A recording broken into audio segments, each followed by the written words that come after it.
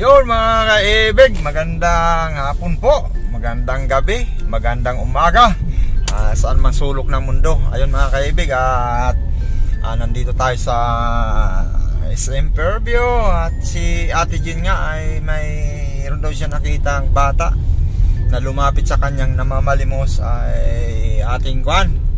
Nagpapasama po mga kaibig na mai-vlog natin. At kasi nga si Ate Jean ay yung kanyang watch hour ay hindi pa umaabot ng 4,000 at gusto daw niya na makapaggawa ng video para mamonetize na yung kanyang channel.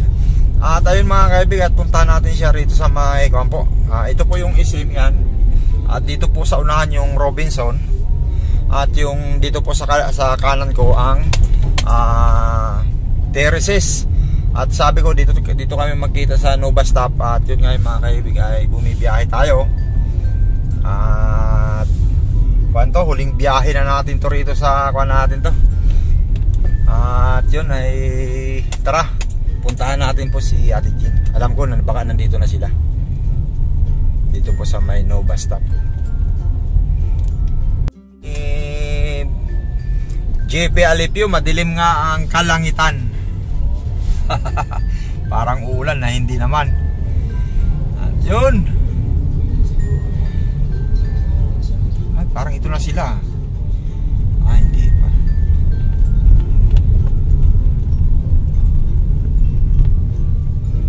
Maghintay tayo rito dito sa Nova Stop. Ayun mga kaibig, at nandito na nga sila Ate Jean. Hello. Hi po. Hello. Hello guys. Hi po. Ayun. Ay, di na sara. Wait lang po. Ayun at saan ba natin pupuntahan yung nakita ninyo, ate? Yung tawagan ko po kay Julie, hindi naman sinasagot na yung bata. Kanina sagot niya. Bakit may cellphone ba yung bata? Opo, kanina tawagan ko, sagot naman siya. Tapos sabi, sige punta na kayo dito, ito na address ko. Sabi ko, text mo na lang yan sa akin. Ngayon, antay ko haba pa text, hindi naman text niya sa akin. Tapos ngayon tawagan ko, hindi naman sinasagot. Ito ko tawagan ko ulit. Sige. Iba lugar na lang puntahan natin. Ito po, tawagan ko siya ulit. Kasi nakaraan hingi siya tulang kasi sabi niya, bound lang kailangan sa school niya. Haba ko dun sabi ko. May kwan yun, may mga magulang yun na baka nagtatrabaho yung mga magulang din. Siya namamalimos. Ayan po, sarado niya. Ano yan? Pag ganyan na ako, naka-off ano? Parang isip ko rin, iyan na. Sabi ko, bakit ang ganun? Nakaraan, gusto niya hingi na tulong talaga. Saan mo ba siya dati nakita? Dito lang po, sa jeep na lang siya. Lahat na, may uniform siya ganito, puti damit, tsaka yung itim na yung pentalon. Sa school talaga siya, aral talaga. Sabi ko, anak, bakit ang hingi ka pera ganito? Ano ba niyari? Sabi niya, kailangan talaga para sa school bound. Sabi ko, lagi ka ganun. Sabi niya, opo, lagi siya ganito. Tapos luha na sa mata niya. Iyak na halos yan yung kapuso ko rin. Sabi ko, sige, pagdating panahon, puntahan ka namin ni Kuya Joe para malaman anong problema meron ikaw. Nagkuha na nga ako, nagumpisa na nga ako mag-vlog. May mga kuha na nga ako, nag-live na ako. Tapos may mga video na ako na-upload. Tapos kahapon sana, may video ako rito doon sa mga blina-vlog ko. Hindi ko pa na-edit at gawa nga ng bumiyahe ako. Tapos ngayon, sabi ko, kuha ko kasi si Ate Jean at puntahan namin yung bata nga na namamalimos. Yun, at ang problema, hindi natin pala alam yung bahay. Akala ko alam mo na yung bahay. Hindi, sabi niya kanina pa hantay ako. Sabi niya, text na lang kita Ate Jean yung address. Sabi ko, sige, text mo ako anak kasi para puntahan ka namin ganyan. Ganyan, hantay haba pa. Tapos sabi ko, bakit hanggang ngayon hindi pa text? Tapos tawagan ko siya. Ayaw na sinasagot. Ayaw na. Sabi ko, baka hiya yan siguro. Kaya ano ba problema? Kaso kita ko nakaraan siya mga 11-12 years old. Kuya Joe, mga maliit bata lang lalaki. Lahat na jeep na may hawak na yung ganito yung papel. Hindi na siya salita. Basta yun na lang tahimik. Parang hiya lang siya hingi sa pera sa tao. Doon ang bigay ko 20. Tapos tanong ko, ano ba problema mo? Sabi niya ganito para sa school bound niya daw kailangan pera. Pag di nagre-reply, ibig sabihin, hindi siya interesado sa kuha natin. Yun na po. Sa iba lugar na lang puntahan natin. Baka may kuha noon, may sumasawa yung mga magulang niya. Siguro po. Tapos ngayon, saan na lang punta natin? Yun na lang po dyan sa Antipolo na lang tayo. Antipolo na lang? Opo, yun na lang po. Ay, sige. Alam nyo ba yung lugar? Opo, alam ko na yun. Okay, Sa sige. Marikina na lang daan natin kayo dyan. Okay, let's go. Sige po.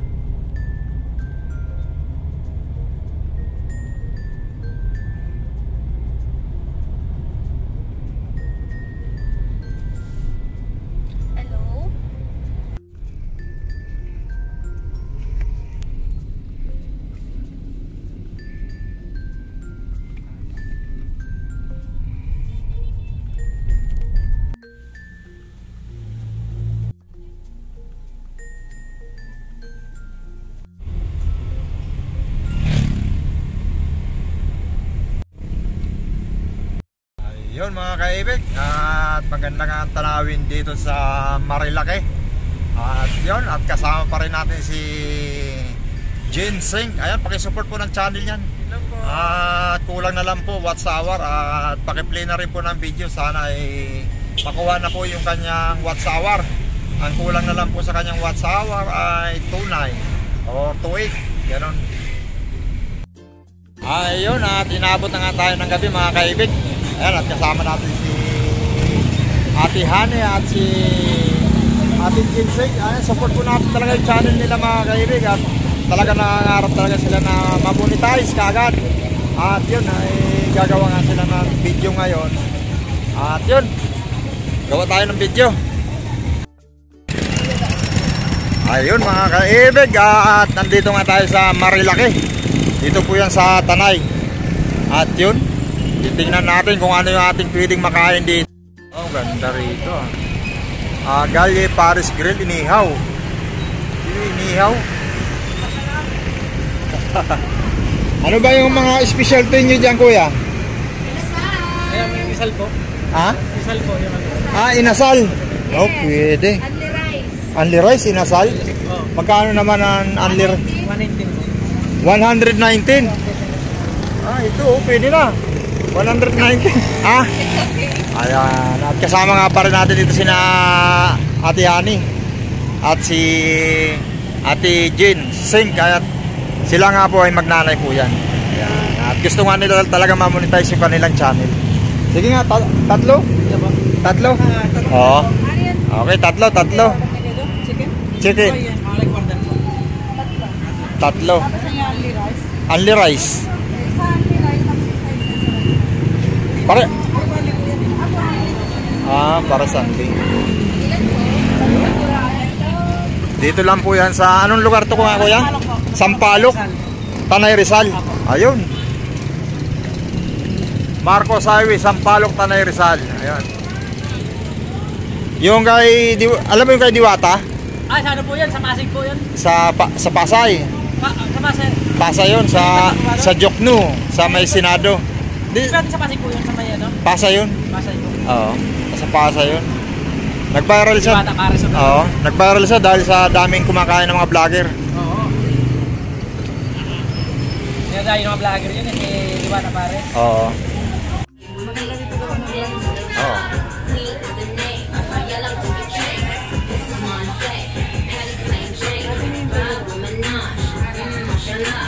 Simbilis ng kidlat, nakatatlong rice agad tayo. Tatlong rice. Dalawa pala. Ongoing. Ongoing pa lang sila Ate Gina at si Ate Ani. Tubig lang tayo, tubig lang. Nakakatatlo ko dati mo. Dahil nga dito sa Marilaki ay marami daw mga street foods dito. Pero kaya tapos lang namin kumain nila Ate Ginseng at ni Ate Honey, ay ating pasyalan po yung mga street food dito. Dito po yan sa Marilaki. Prank daw natin. Kunya lang Englisher. Hindi. Dapat sa vlog ninyo yun. Guys, dumadami na yung mga riders na dumadating dito.